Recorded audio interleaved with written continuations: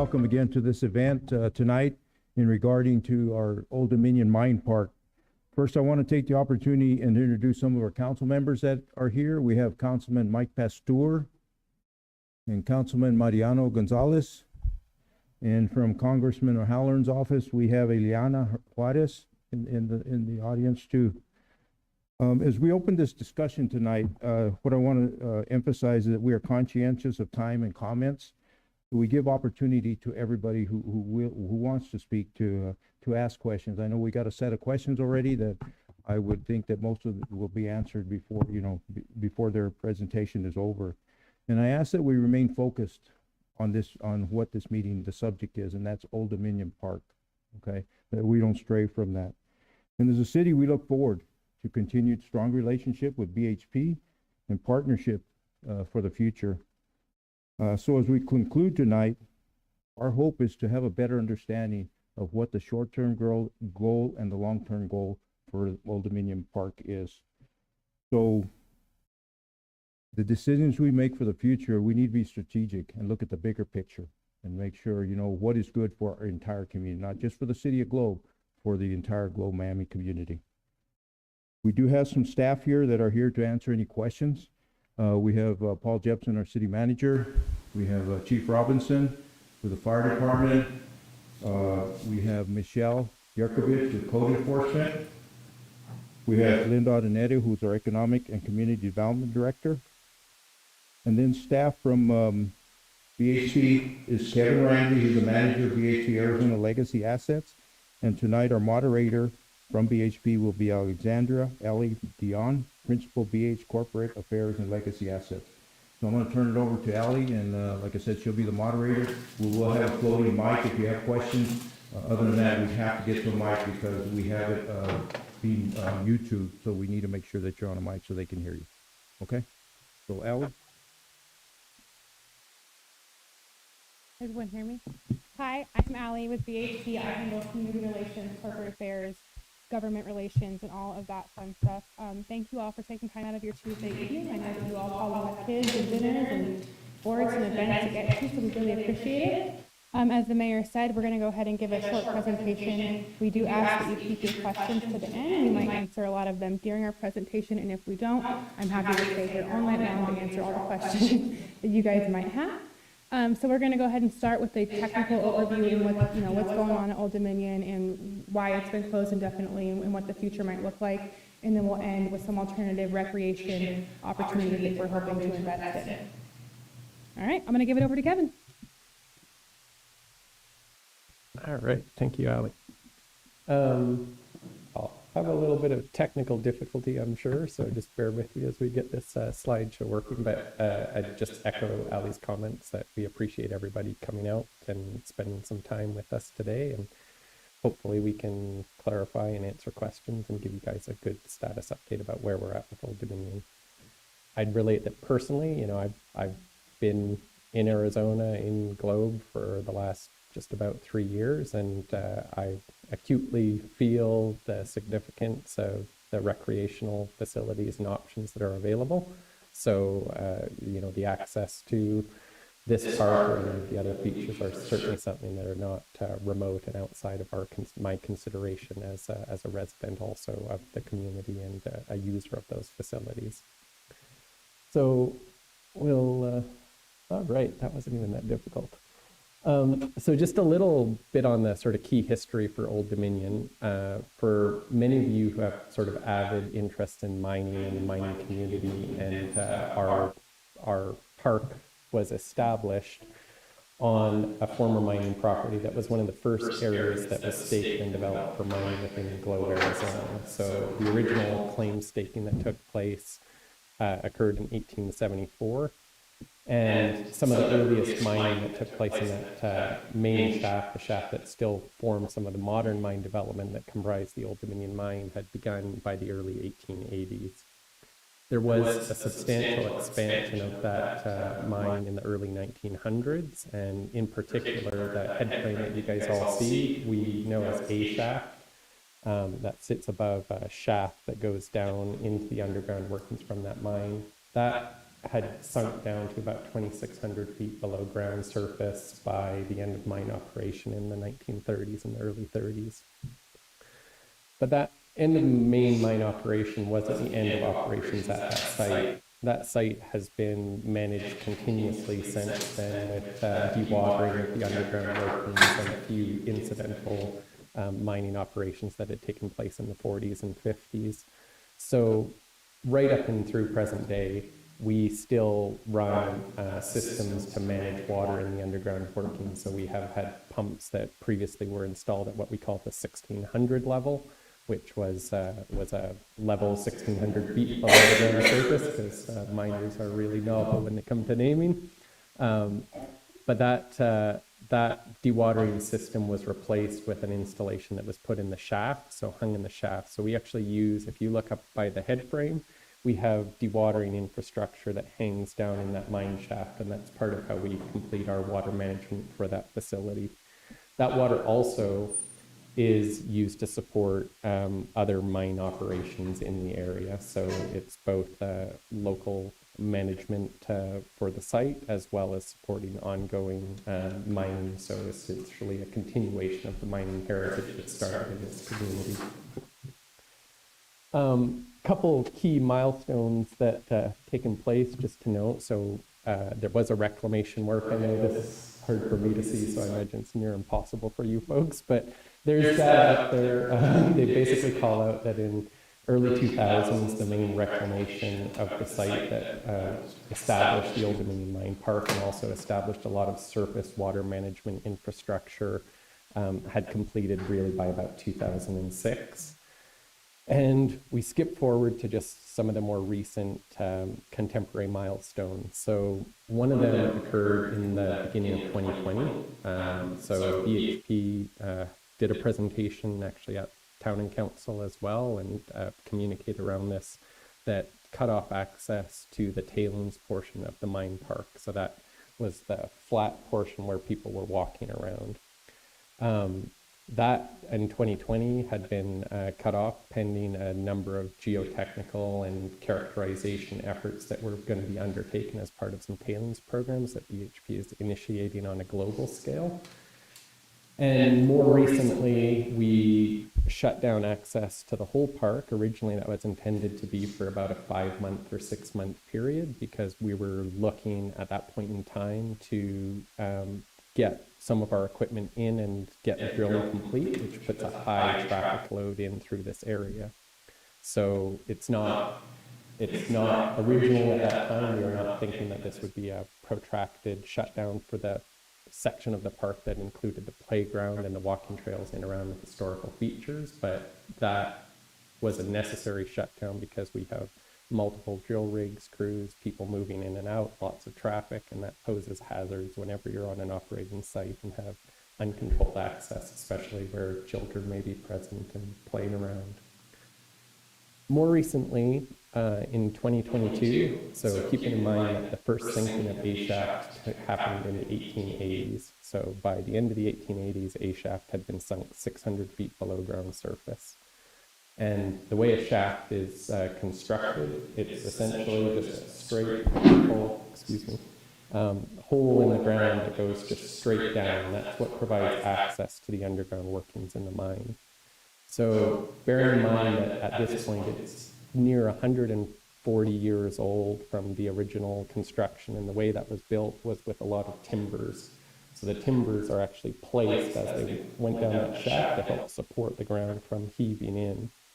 And as that time has elapsed, things deteriorate and wear over time. So at the very end of 2021, just the very end of December, we had a failure.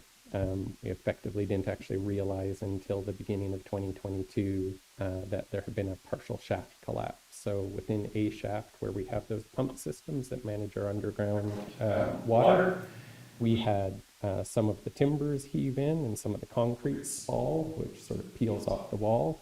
And you can imagine that within that shaft that's 2,600 feet deep, material moving within there can pick up a lot of fall velocity and cause a little bit of damage. So that actually destroyed our pumping infrastructure in that system.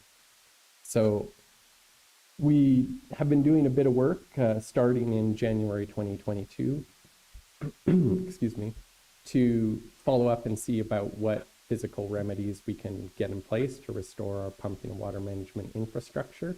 And that's also then when we communicated that there would be an indefinite closure for the park. So the indefinite closure of the park is because we don't actually know how long it's going to take to achieve the resolution for our infrastructure pieces and some of the work that we have going on at the site. In particular, there's two work streams that we'll talk to a little bit further. One is our water management infrastructure and the systems that have been previously installed around A shaft, and the other piece is around our tailings facilities. So you'll bear with me, I'll get now a little bit into, unfortunately, a few more technical details. So our tailings project, BHP has tailings all around the world, and it sort of bears repeating around consideration of what are tailings and what exactly is tailings before we kind of talk about why we're doing work with tailings. So in a mining operation, in most cases, and as it is with Old Dominion, the production of materials begins with the mining, the bulk haulage, excavation of rock. So in this case, it's a hard rock mining operation. So rock is excavated from the ground. It is crushed and ground down into a fine consistency. So this is talking about maybe the size grades of sand or even a little bit smaller than kind of beach sand that you might look at. And that's all done in order to liberate the minerals that you're mining for that are located within that rock. So these are small crystals of, let's say, copper aluminum phosphate. That might be something that would be of interest at this mine.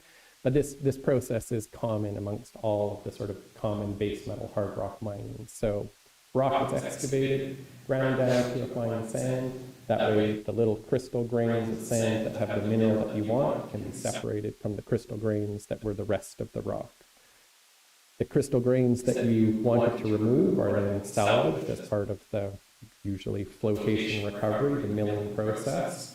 And what's left behind is the sand grains from this rock that has been pulverized. That's what tailings is. So when any of you have been, excuse me, I stand a little back. When any of you guys have been driving past Old Dominion and you see there are three sort of main areas that you're looking out on, in addition to the black slag pile, which is a different material from a different process. Those three areas that house most of the disc culk areas that were originally shut down for access, those are tailings deposits. Now those are reclaimed, so they were actually placed there, and that was part of what the environmental work that was done in 2002 through 2006 was. So a placement of a cover was put over top of them. But if you were to excavate down in there, what you would find is a fine grained sand that is the remnants of the rock that was crushed and recovered and excavated out from the Old Dominion mine. So we specifically place tailings material in what's called tailings dams. And this is a little bit of a nuance that sometimes can be hard to appreciate, but tailings dams and tailings storage facilities are interchangeable words. Those are the same things. So a tailings dam is an earthen pile of tailings that is deposited. It holds tailings, it is made of tailings, it is just a tailings storage facility. That's distinct, and the reason they're called dams is still because they are a structure that is essentially retaining something that has been man-made. So it was a anthropogenic process, a human process that generated those materials. So there are three tailings piles at Old Dominion, but BHP has tailings deposits all around the world. And these are all varying sizes and varying consistencies. But there is a key thing about all tailings facilities that provides a need for some risk control and governance around them. And we'll get into that. We'll talk a little bit about risk, but it will require just a couple of considerations of three key things that are common terminology that's used in all discussions around tailings risk. And that's consequence. So consequence, quite simply, is the result, usually in the case of a risk, the adverse result that could arise if something were to happen. So in the case of a tailings facility, a consequence would be what would happen if a tailings facility were to fail? What adverse outcome would take place? There's could be physical infrastructure gets damaged below a tailings facility. Could be people are injured or worse by being below a facility when it failed. Could be that a culturally important area could be impacted by a facility. So there's a categorization that you can build and say, if this pile of sand, this tailings facility failed and moved and had a landslide, what would be the result? What is the consequence of that? And I think you guys would all appreciate that a facility failure in, say, on a slope above a populated area would be substantially more than a facility located out in the middle of nowhere where nobody was, adjacent to or living below. That's one categorization for risk. The other is likelihood. So what is the likelihood that that event is going to happen, that this facility is going to have a failure? So on the one hand, you've considered consequence and you said, okay, this is what the bad thing could be. The other thing you say, what is the likelihood? What's the probability that that event could take place? And it's the combination of that likelihood and that consequence that is used to form a picture of what the overall risk is. So risk is the combination of the severity of an event taking place and the likelihood of that event taking place. And the reason why I give you this sort of preamble for that is the governing tools that we use for all of our tailings facilities all around the world. In fact, that's a standard that's been established through an organization called ICMM and through the CDA, the Canadian Dam Association, which has sort of provided a practice that has been largely adopted around the world for managing dams and tailings facilities. So specifically in Arizona, BHP has a number of tailings storage facilities. And if you recall, there's a consequence classification, and that's based off of what is the severity, the potential severity of an event. So as an example, the ranking criteria that are used by CDA, that are used by ICMM, that are used by BHP and most major operators will categorize tailings storage facilities and tailings dams into one of 5 categories. They will be significant, low, high, very high, or extreme. That categorization is based off what the consequences if one of those structures were to fail. So if you have that scenario 1, an earthen facility constructed in the middle of nowhere, adjacent to no important infrastructure, a failure of that facility might not cause much of anything other than a movement of dirt, so you might classify that as a low consequence facility. In contrast, an extreme consequence, the highest consequence classification, might be a facility that's located above, constructed above Machu Picchu, a UNESCO World Heritage Site. If that structure were to fail and impact an important World Heritage Site, or if it was constructed above a town where residents live, those would drive consequence classifications to, very high or extreme. In Arizona, BHP right now has a number of very high consequence tailings facilities, and those are driven by a number of features, but the key driver behind some of these is a concept called population at risk. So it's anybody who lives below a tailings facility would be considered population at risk. That is important to remember. This is not about the likelihood of a failure. The consequence is not associated with the likelihood of a structure moving. It is just associated with if it did move. You just have to assume that the adverse outcome happens in order to determine what the consequence classification is. So we have them at Copper Cities, we have them at Miami Unit, we have them at Old Dominion, and we have them at Solitude. Those are the facilities that we have in Global Landing. And there's a couple key drivers then that lead to expectations around what is an appropriate stability, what's the appropriate factors of safety that you need to have on those facilities if they have that consequence. So if they have a very high consequence, meaning if they fail, they could potentially harm people who live down below them, that means the standard that you're going to require in terms of their stability is going to be necessarily very high. You need to be confident that those structures aren't going to fail. And that is the driver behind BHP's tailings programs. So we have tailings program in place across the company to ensure that our tailings are managed, governed, maintained, buttressed, improved, or otherwise administered by the company to achieve the appropriate likelihoods based on the consequence classifications of those facilities. So our process has a number of components around it. We have an inclusion of dam integrity, so that's geotechnical evaluations, that's having technical expertise and independent reviews and independent board reviews who review the independent reviews, and there's a lot of work that goes into administering controls around the integrity of those facilities. There's governance, and that's about how we set standards, like expectations about how we're going to manage our tailings facilities.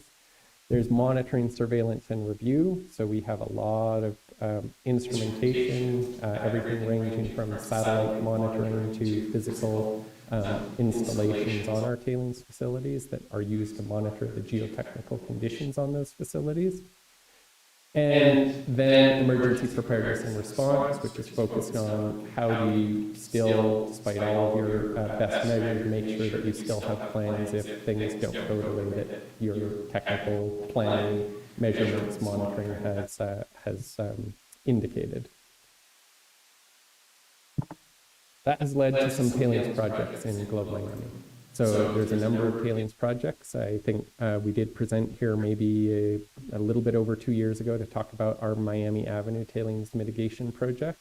That was actually a tailings facility that was, if I go back a couple slides, I don't know if you guys are able to see, but you can see we have our highest consequence classifications on any of our facilities right now is very high. Miami Avenue had a consequence classification of extreme. That's the highest category ranking for consequence that a facility can have.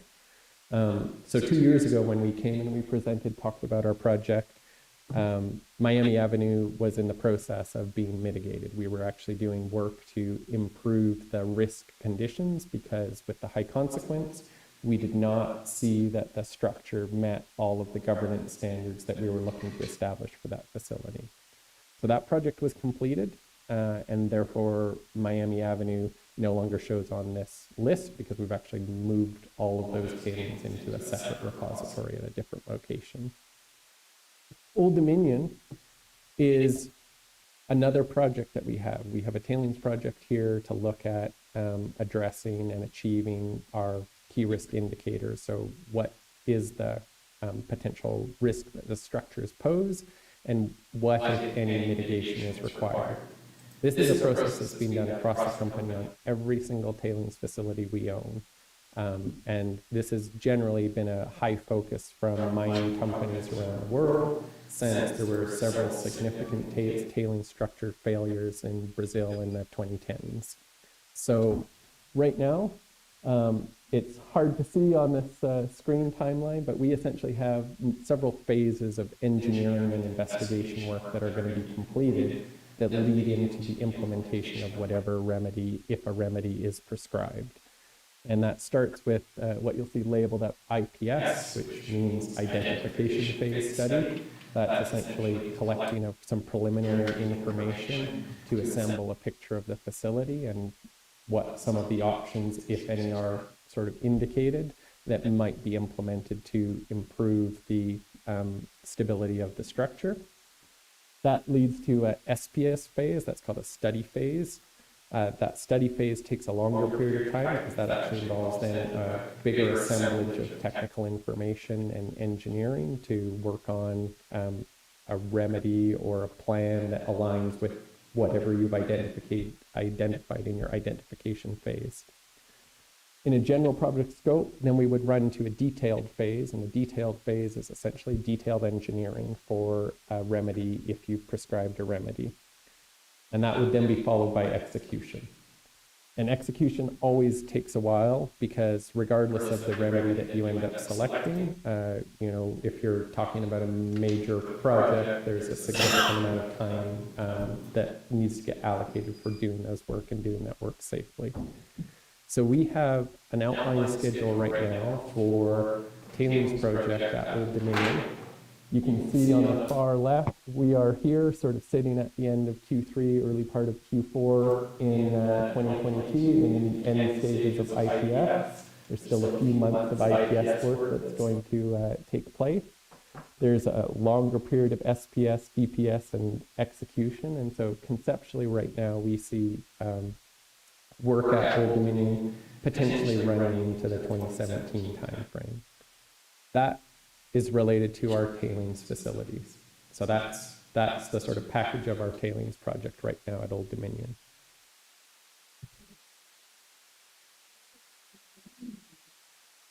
Yes. Sorry. 2027. Good call. Okay. 5 years. 2027. That's what we're looking at right now. Yeah. Yeah.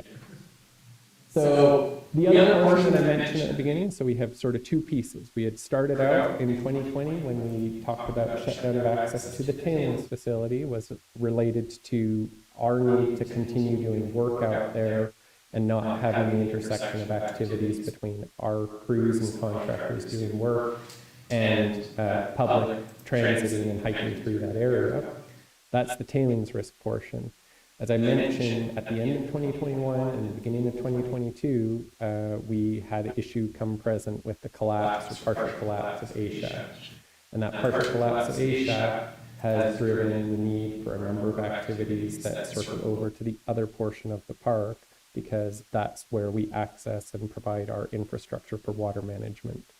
And so at A-shaft, it, again, sort of hard to see, but these are pictures down the shaft on the left of timber that have been stowed into the shaft from the spalling off the walls. And then at depth, some of the concrete material that's hit down in the pump. So that's 750 and 900 feet below the surface in the partially flooded underground workings of that mine. And so the shutdown of access for the rest of the park has been brought forward because we can't be in a situation where we have cranes coming in to operate pump infrastructure, potentially drilling equipment to come in to support installation of alternate dewatering equipment in an area where the members of the public are crossing over. So that is it for me. So thank you, Kevin. I hope that provided a little bit of insight as to the safety concerns and what we're doing at Old Dominion. I will talk to this slide here in a second, but I do want to say that BHP recognizes what this means to the community. We get it, we promise. We understand the history, we understand the work that the committee has done and the economic development that this means for the community. We promise we understand. What comes before that, though, is safety of the community, and we just do not feel comfortable right now having that open. Now, we know that alternative opportunities can never and will never replace what Old Dominion means, but we do want to try to offer some alternatives where and when we can. So this is a short list that I hope to grow over the next few years and make additional investments beyond this, but I'll just read this for now. The first one would be the Miami Gardens walking path that opened over by the hospital. That's open for use currently. Open for use for anyone to head down there and enjoy that area. We have the murals in downtown Globe that IART Globe is doing thanks to the work of Thea. Thank you again, Thea. That's going to be a beautiful area to walk in and to explore. I was able to go up through Arizona when it opened, and I can't wait to come back and explore that on some First Fridays. There will be a community pool and splash pad that is being opened right in time for the warm summer. I'll let the mayor and Linda kind of talk about that more. We were more than happy to make a contribution to that, especially right when we hit 110 degrees. And then we are adding new playground equipment both at City Hall and the community center. Again, we know that it will not replace Old Dominion, but it at least is a park that people can go and recreate at, bring their kids to. And then the last one is new adult exercise equipment that will be going into the active adult center in that area.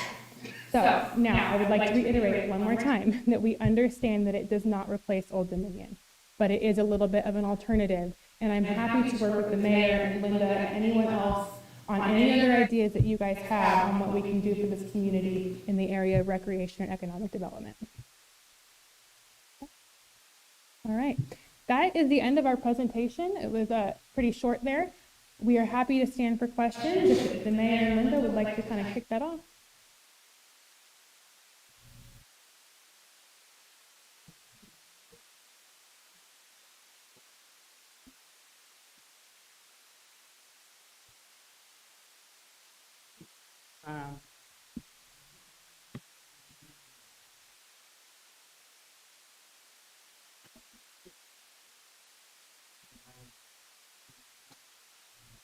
Around here, a lot. But, That better? That better? Yes, it is. If the mine was operating as normal, how much water a day would you be taking out of it?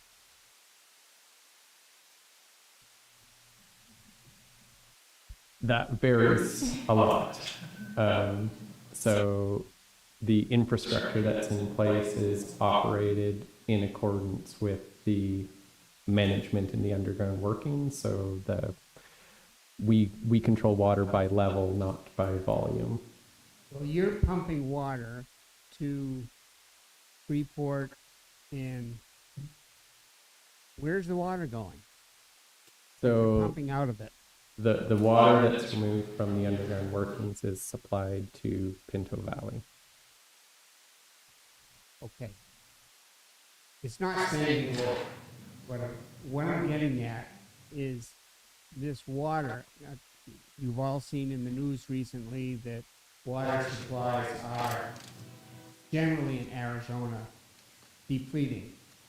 What I want to know is the water that's coming out of Globe that is going elsewhere, how is that benefiting Globe? A couple pieces on that. One, the water that's managed in the underground workings is not potable water. I understand that. And so that it's not to be conflated with water that can be used for public consumption. The other piece, though, is on the strict economics of it. This is a mining community. Pinto Valley has a huge number of employees who reside and live in Globe, and their operation that Capstone is the owner for does utilize that water to keep their site in operation. So there is a direct benefit to the community because that water supplies present-day mining operation in the Cobre Valley. Has the water level in the mine, if it was just sitting, are they pumping out of it now, like temporary pumps or anything? Sorry, I don't understand the question. Well, your pumping system broke down, right, in January? Is pumping going on now, like with temporary pumps or? Yes, we have a temporary pumping system installed there. Well, what I'm wondering is the water level in the mine, is it over, let's say, over the last 10 years? Is it receding?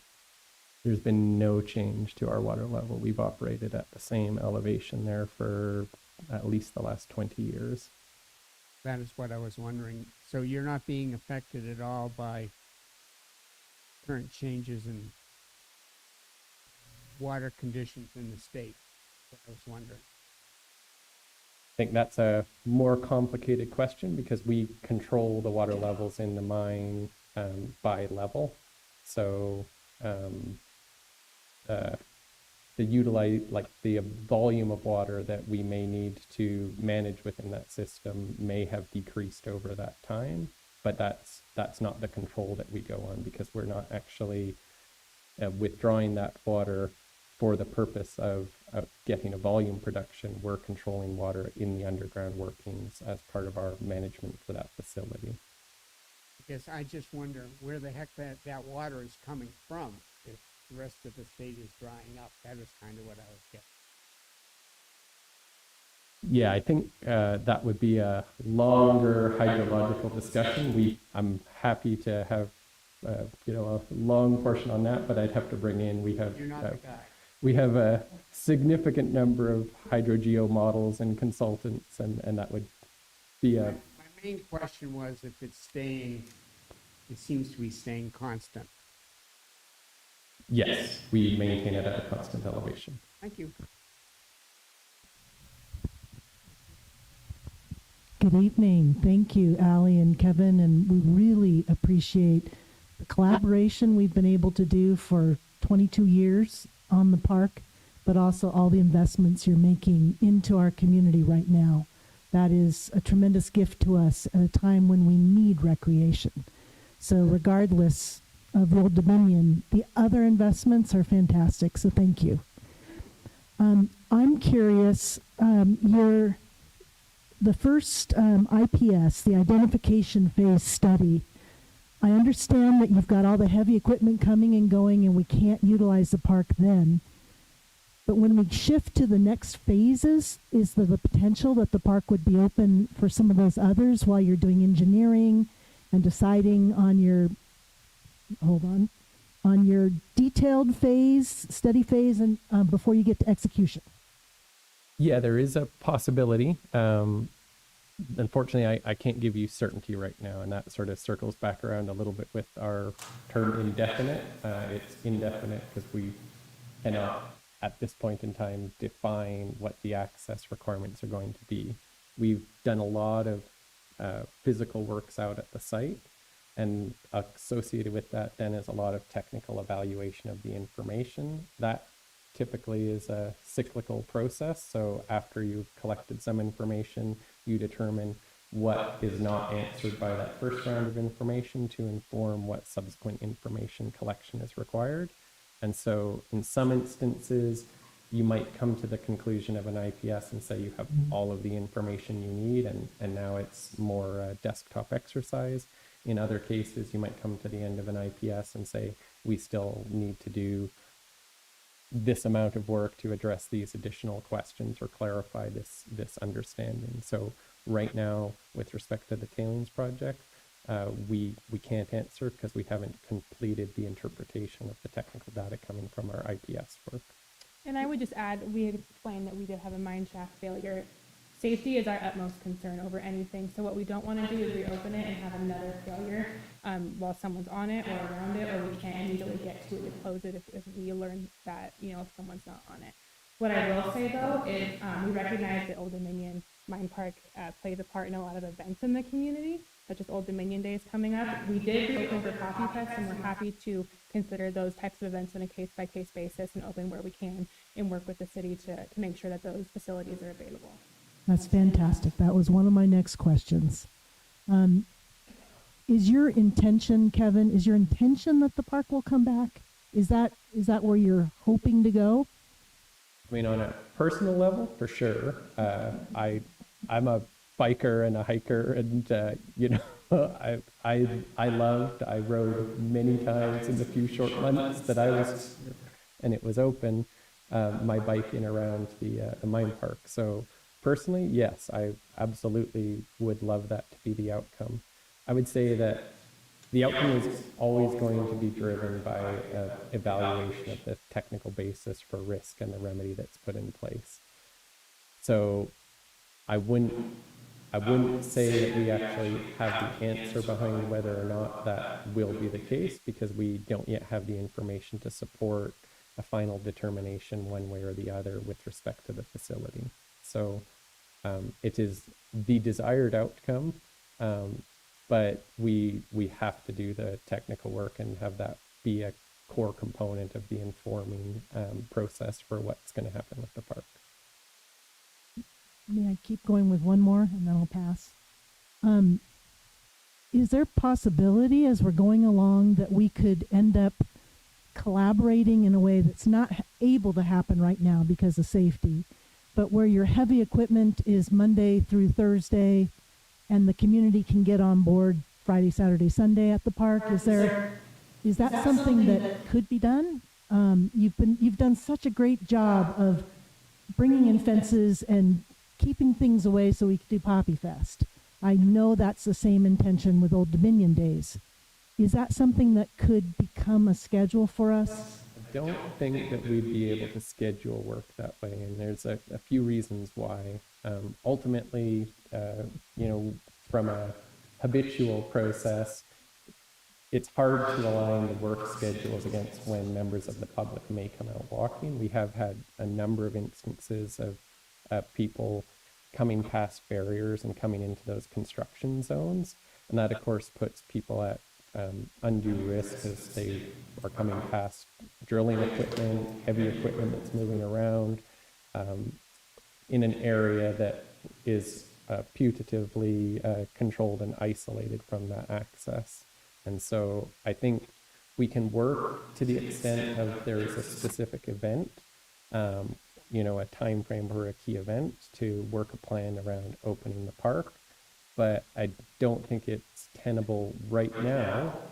That is informed by the level of activity and work that's going on at the site, because of course, as we progress, there may be shifts and changes that could be more accommodative for that. But at this point in time, that would be problematic, and it would put people at risk with the interaction with our equipment.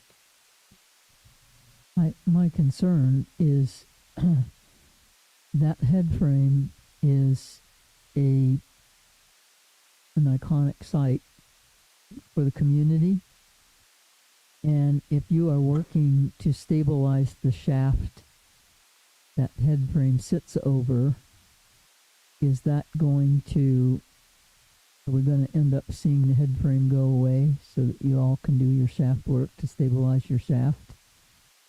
That's a good question. It absolutely is iconic.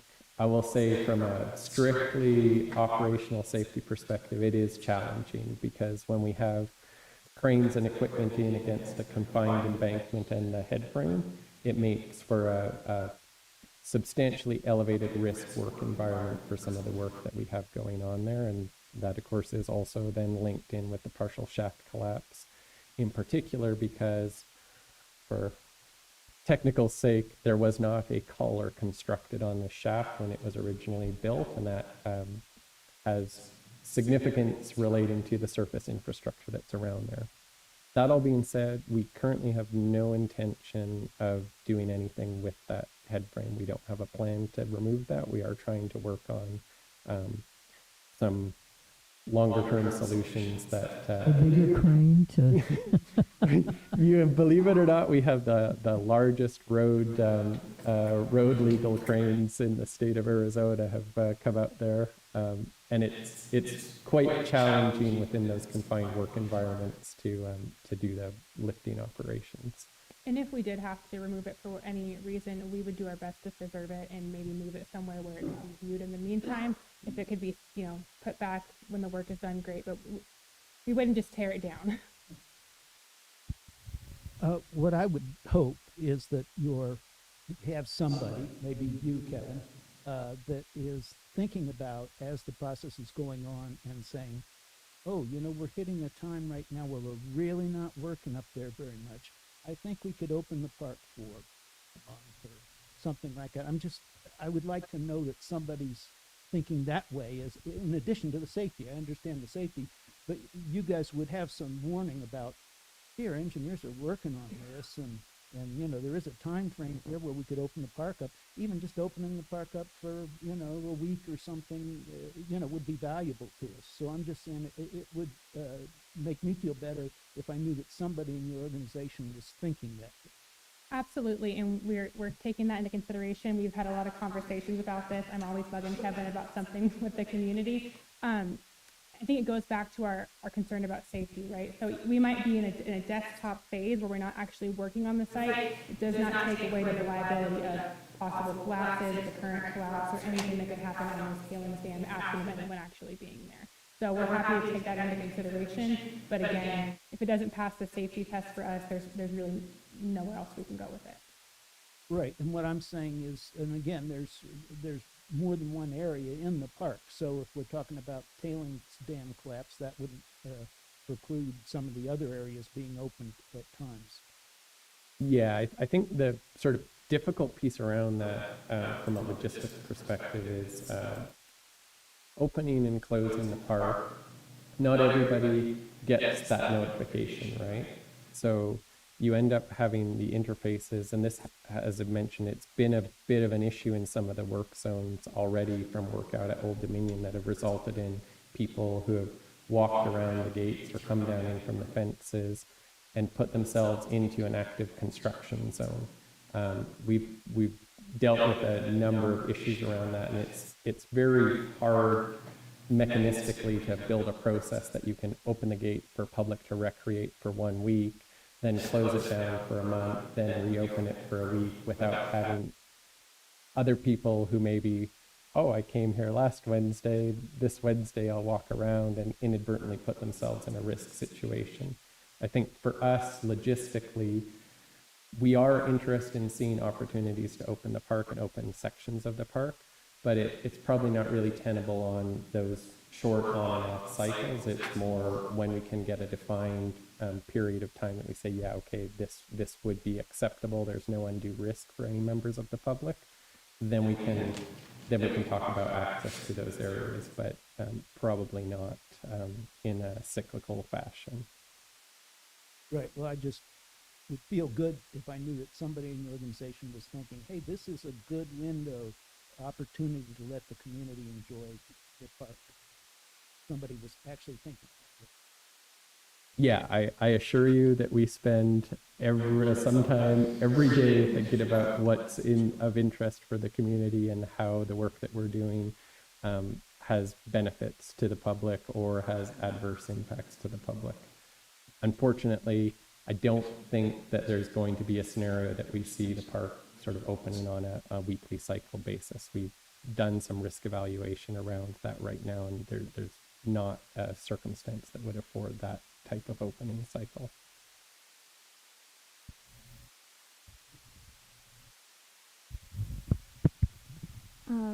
I'm Tiana Moore. I'm the executive director of the Globe Miami Regional Chamber of Commerce. I don't know if this is making a We difference. can hear you. Okay. First of all, thank you for all of your support in our community, and thank you for opening the park for Poppy Fest. That was huge. As the chamber, we're also a certified visitor center with the Arizona Office of Tourism, and one of the top 3 things our tourists are most interested in is mining. The Old Dominion Mine Park is a huge asset to locals, but it also is for our tourism. You know, most towns in Arizona were boom towns. We're still booming. People come here, they want to tour mines, they want to learn about mining, and that is generally where we send them, because you can do a self-guided tour. So it's a big attraction for our tourism as well as our locals, and you know, it's just a really unique park. Because you were able to open it for Poppy Fest, and you've mentioned that you'll try for other events in the future when possible, like Old Dominion Days, which would be absolutely wonderful. Do you think there's a possibility that maybe you could have a schedule where maybe you open it 1 weekend a quarter? I know that might be kind of hard to plan in advance because you never know what's going to happen with your work, but perhaps if you had a schedule posted on one of the fences, this is the next upcoming open weekend, and you could advertise that as the chamber, I'm sure the city would as well. We get a ton of visitors that drive up here to see it, and it's closed. So I don't want to commit us to that, right? Because we don't know what work phases will release and what we might have to do one quarter versus the next. I will say what we have talked about preliminarily doing is possibly moving some of the signs and the equipment up to another place. We're happy to work with the chamber, the city, or any parties really on where that might be. If there's a lookout point, if there's another park, if there's somewhere that we can put those signs so you can still have the self-guided tour, you know, maybe overlooking the shaft, or what we can do there. We're open to the possibilities of moving it so that those kind of recreational activities can continue in absence of the actual park itself. Well, thank you. Kevin, you brought up an interesting point that I wasn't aware of, that there was a shaft collapse below the Old Dominion Mine Park. Now, for those of us that grew up in Globe, Miami, we're surrounded by tailings, man-made mountains of waste, basically. We have Pinto Valley, but that's an open pit. We have Freeport's open pit. Copper Hills was an open pit. Does it create a greater risk when you have actually an underground mine shaft that is surrounded by waste or a man-made or tailings dam, because of the possibility of the shifting of the ground now that you have a collapse? When we look at Resolution in their future plans as they open, they're not putting their tailings dam on site. They're pumping it miles away down towards Dripping Springs to put a tailings dam instead of surrounding it. So I don't know if does it create a higher risk because you have a mine shaft and a tailings dam in the same location? No. So as far as we see at this time, the triggering risk event for us with respect to those tailings piles, they are very stable. And so what we're talking about of the type of event that can destabilize these is the sort of greater than 9 magnitude earthquake. And in particular, to sort of jump down a technical rabbit hole, when we do geotechnical modeling, we do a lot of considerations in the region about seismicity, et cetera. And we're sort of talking about the major rip on the San Andreas Fault. That magnitude type of an earthquake would be necessary to have us not achieve our factor of safety targets for these facilities. So the localized ground stability issues aren't material to the impoundment.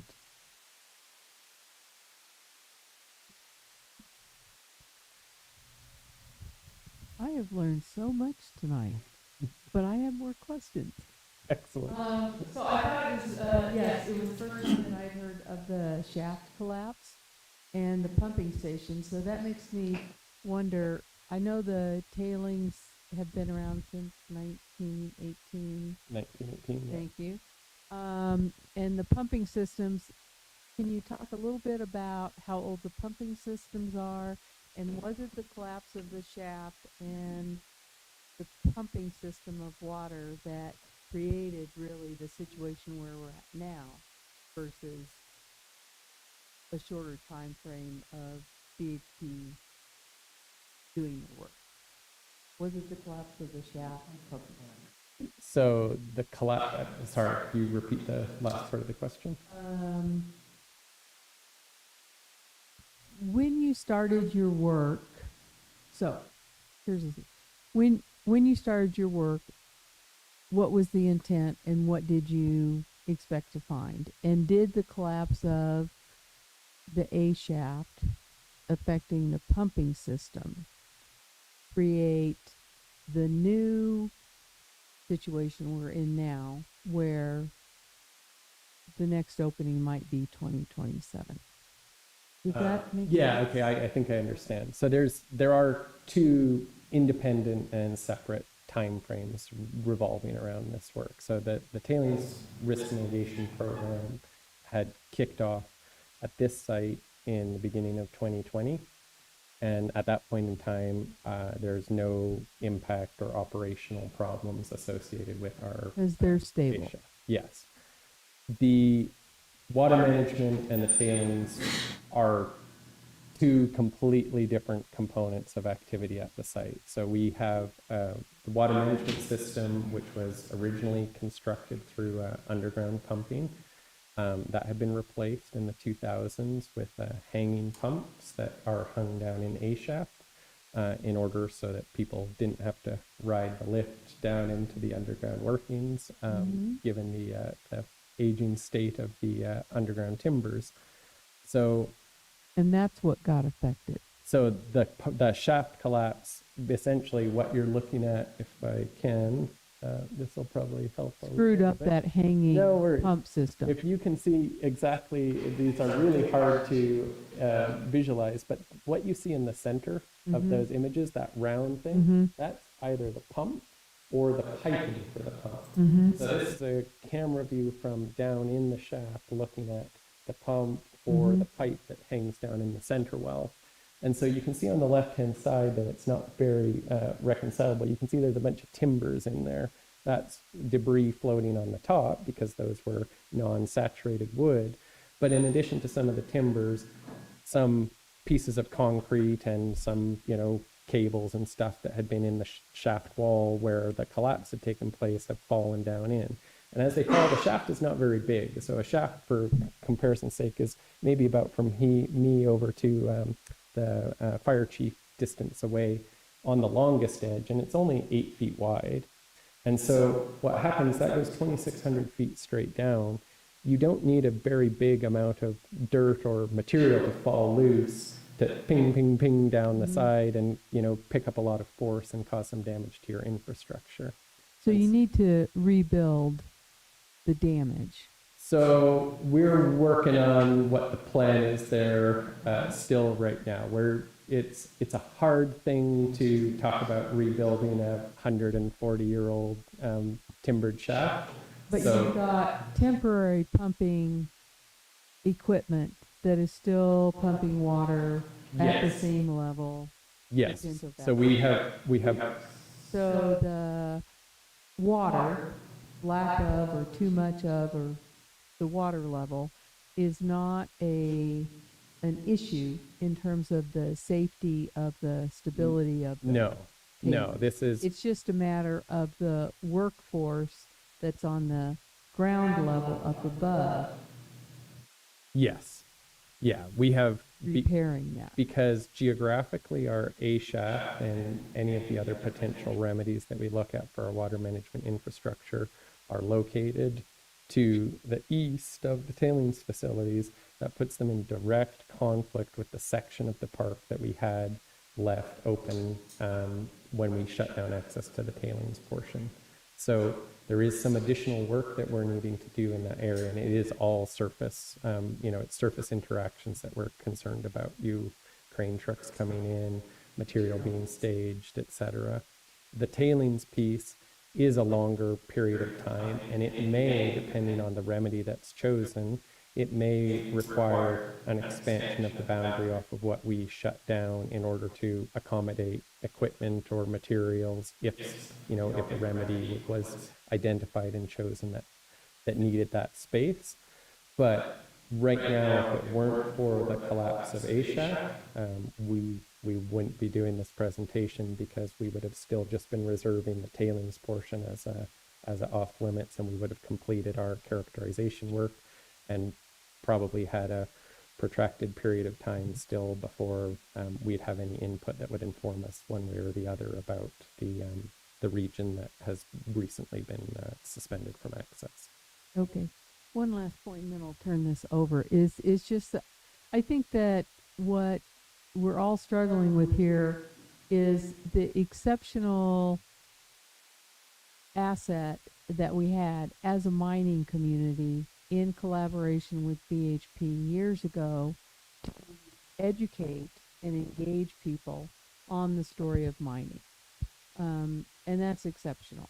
And so whatever happens going forward, I think that is what needs to be replaced. We appreciate the pool and the IR globe and the murals, but it's that ability to engage and educate people about mining that you guys really led the way on with this project, and I'm hoping we don't lose that.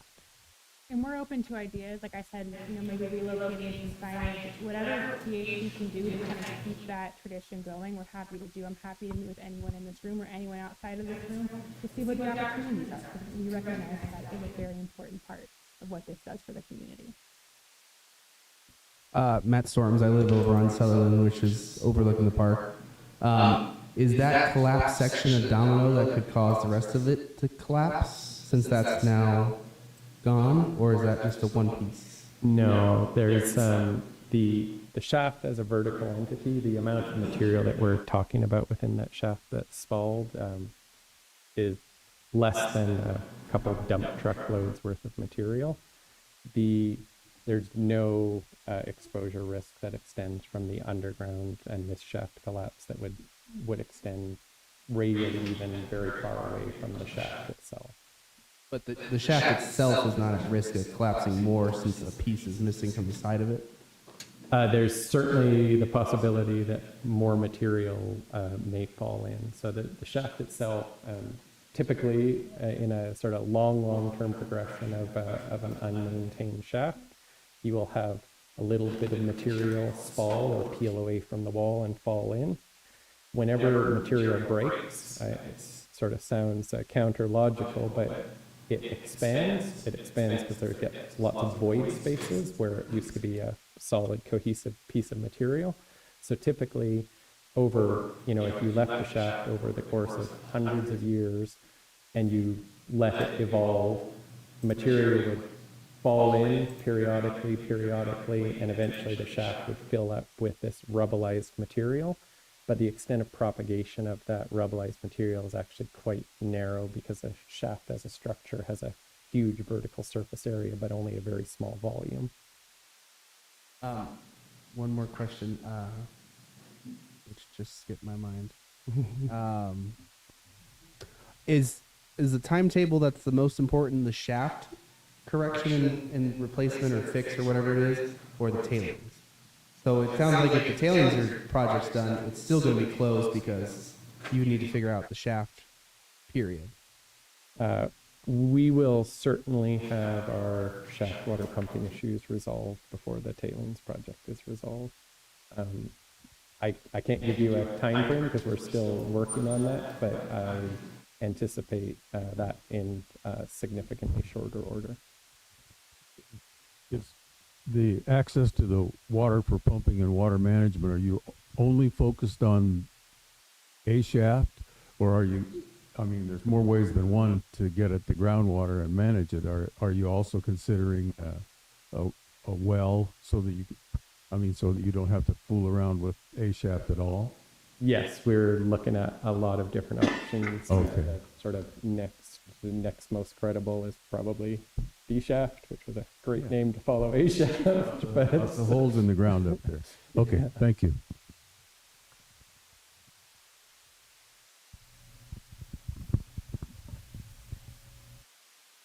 Is that it for questions?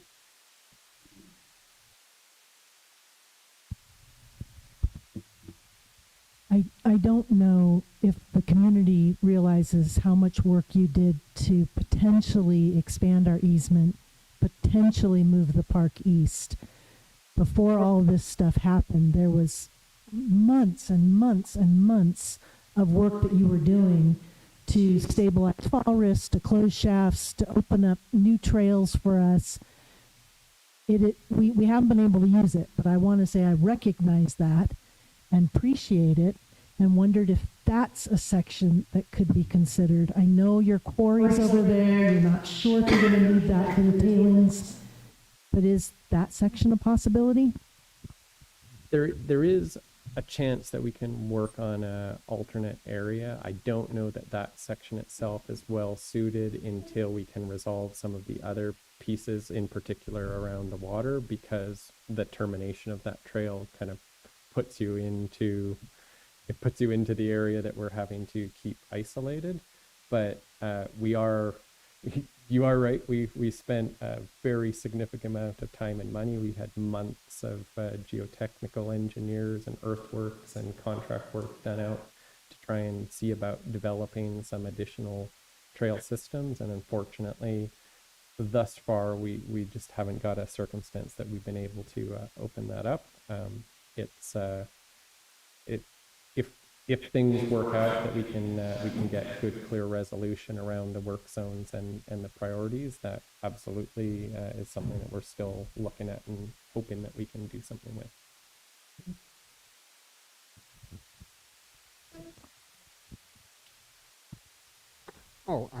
Just circling around. the water that you're pumping, where is it coming from geographically in the state? Is there an underground river, or what is the source of the water? And the reason I'm asking is you say it's non-potable water, which is true. But when push comes to shove and it's getting a little nasty in Arizona, you might have to be resorting to non-potable water and filtration and whatever. And that is what I'm wondering about, the possibility of this water being used for Globe rather than Pinto Valley. So that was really the direction of my question.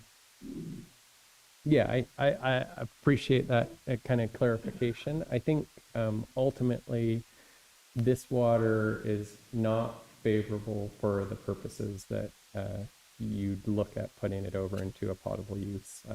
There are substantially more favorable aquifers within this Cobre Valley Basin that could provide additional water supplies within this region before the Old Dominion water would kind of merit the technical processes necessary to try and manage and treat that water for potability. So it's that bad? It's not that bad. It's just there's a lot of groundwater within this region that requires essentially very minor treatment from extraction. So water within what's known as the Gila aquifer forms a major portion of the water that's used within this basin. The Old Dominion system is not related to the Gila aquifer, so it would be a longer discussion around the regional groundwater hydrology. Yeah.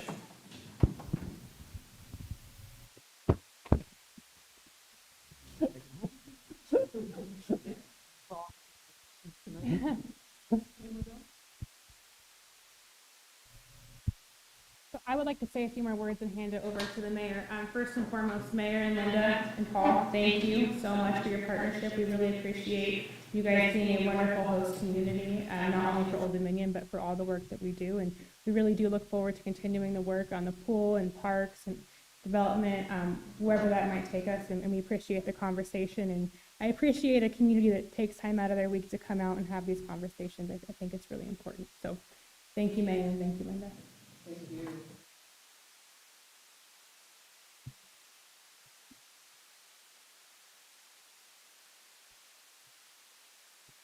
Yeah, I want to thank everybody for coming. I want to thank Kevin for the education portion of the presentation. I learned a lot. I think we all did. Allie, thank you for your support in our community. Like I said before, we look forward to continued strong relationships and partnership with BHP to come up with alternatives in the future for recreation, not only for Globe, but for our whole community, Globe Miami community. And we appreciate your investments into our community. Thank you. Thank you for coming.